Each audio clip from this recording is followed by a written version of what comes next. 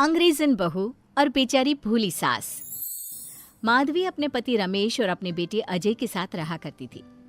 अजय का बचपन से एक ही सपना था कि वो अपनी आगे की पढ़ाई यूएसए में पूरी करे और इसीलिए वो यूएसए पढ़ाई करने के लिए चला जाता है।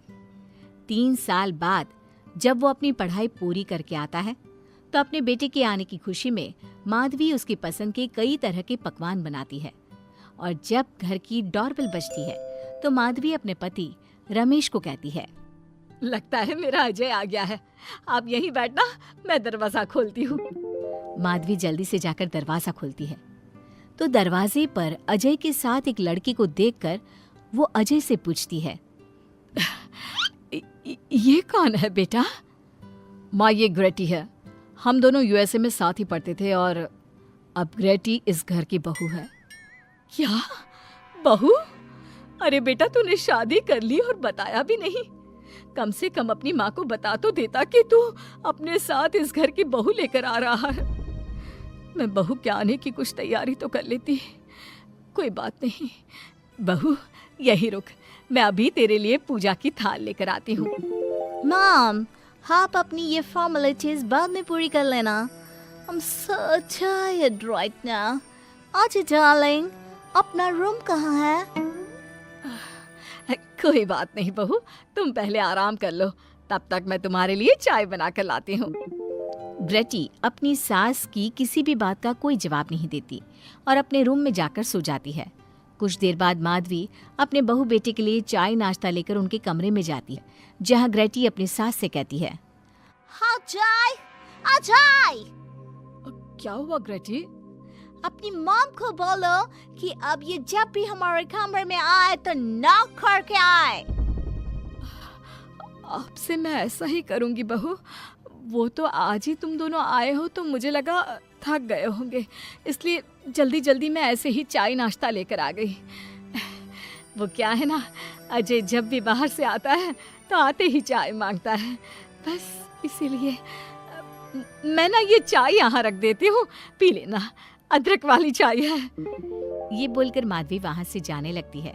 तभी ग्रेटी अपनी सास से कहती है, जाते हुए अपनी साथ अपनी ये चाय भी ले जाओ, क्योंकि अजय अब चाय नहीं पीता। हाँ माँ, जब से मैं यूएसए गया हूँ तब से मैंने चाय पीनी छोड़ दी है। अब एक काम करो, हम दोनों के लिए कॉफी ले आओ, मैं सच में बहुत ज्यादा थक गई हूँ। अरे ठीक है, ला देती हूँ। अच्छा बेटा, तुम्हारे मम्मी पापा इंडियन है या फिर वही अंग्रेजी है? मेरे मम्मी पापा इंडियन हैं, पर मैं शुरू से यूएसए में रही हूँ, इसलिए मैं खुद को अंग्रेजन मानती हूँ। वैसे अब जल्दी से जाकर मेरे लिए कॉफी लेकर आओ और मेरे बारे में इतना ज्यादा इंक्वायरी करने का जरूरत नहीं है। अरे हाँ हाँ, अभी लाती हूँ। वैसे बहू, मैं तुम्हें ना इंडिया के सारे तौर तरीके सिखा दूंगी। अरे क्या हुआ, तुम्हारी परवरिश अगर यूएसए में हुई है हाँ तो इंडियन ही ना। आपसे ज्ञान नहीं मांगा है, अब कुछ देर के लिए हम दोनों को अकेला छोड़ दो प्लीज, हाथ छोड़ता है। अपनी बहू की बात सुनकर माधवी वहाँ से चली जाती है। माधवी का उतरा हुआ चेहरा देखकर रमेश माधवी से कहता है, हमने इस नालायक को बाहर पढ़ने के लिए भेजा था और इसने क्या किया, बाहर से अंग्रेजन बहू उठाकर ले आया। माधवी, तुम बहुत भोली हो, पर मैं नहीं। ये लड़की हमारा घर तोड़ देगी, हमसे हमारे अजय को दूर कर देगी। देखा, आते ही कैसे रोब झाड़ रही है, जैसे तुम इस घर की नौकरानी हो।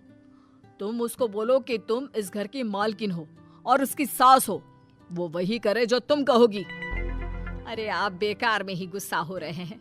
बहू यूएसए की है, यहाँ नई नई आई है, उसको यहाँ के तौर तरीके नहीं पता और वो मुझे अपनी माँ मानती है, तभी तो अपने नखरे दिखा रही है।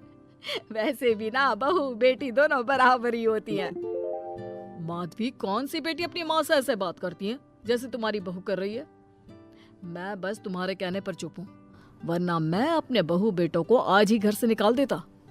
ये कहकर रमेश वहाँ से चला जाता है। ऐसे ही कुछ दिन बीत जाते हैं और ग्रेटी अपनी बेचारी भोली भाली सास पर अत्याचार करती रहती है। ग्रेटी अपना सारा काम अपनी सास से करवाती और उसी को भला बुरा सुनाती।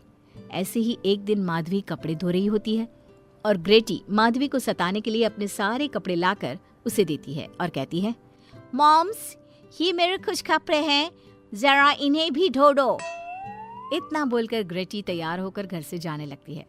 तभी माधवी उससे कहती है, बहू, आज तुम्हारे ससुर के दोस्त के घर में एक छोटी सी पार्टी है। उन्होंने सह परिवार बुलाया है।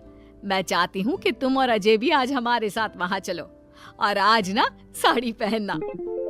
मॉम, अभी मैं क्लब जा रही हूँ। रात को मुझे टाइम मिलेगा तो आपके साथ चली जाऊंगी, पर साड़ी बारी नहीं पहनूंगी। ये कहकर ग्रेटी वहाँ से चली जाती है।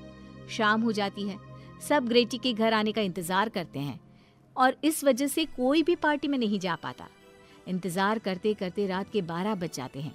12 बजे रात को ग्रेटी नशे की हालत में जख्मी घर आती है।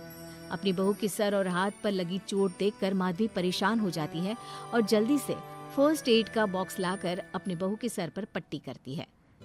एक माँ की तरह प्यार करते हुए वो अपनी बहू से कहती है, बहू, तुझे चोट कैसे लग गई बेटा?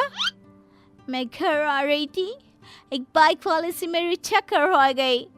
कोई बात नहीं बेटा, कल सुबह होते ही तुझे अपने फैमिली डॉक्टर के पास ले जाऊंगी। अच्छा, अब तू ना आराम कर, मैं तेरे लिए अभी हल्दी वाला दूध लेकर आती हूँ। माधवी, मैंने तुम्हें पहले ही समझाया था, ये अंग्रेजन हमारे घर के लिए ठीक नहीं है, पर तुमने मेरी एक नहीं मानी। अब देख लो, आज इस अंग्रेजन बहू की वजह से सारे मोहल्ले में हमारी नाक कट गई है। आज सब हम पर हंसते हैं और ये सब कुछ तुम्हारी वजह से हुआ है, तुम्हारी छूट की वजह से हुआ है। ये कहकर रमेश अपने रूम में चला जाता है, पर माधवी अपनी बहू की पट्टी करके उसे उसके कमरे में जाकर सुला देती है। अगले दिन माधवी ग्रेटी को लेकर अपने फैमिली डॉक्टर के पास जाती है, जहां ग्रेटी देखती है कि उस डॉक्टर की बहू ने साड़ी पहनी है और एक संस्कारी बहू की तरह घर में पूजा पाठ करके अपने सास ससुर के पैर छूकर उनका सुबह सुबह आशीर्वाद लेती है। डॉक्टर की बहू को देखकर ग्रेटी को अपना बर्ताव याद आता है और उसे एहसास होता है कि वो अपनी भोली और मासूम सास के ऊपर कितना अत्याचार करती है, पर फिर भी माधवी सबसे लड़कर हमेशा उसका साथ देती है।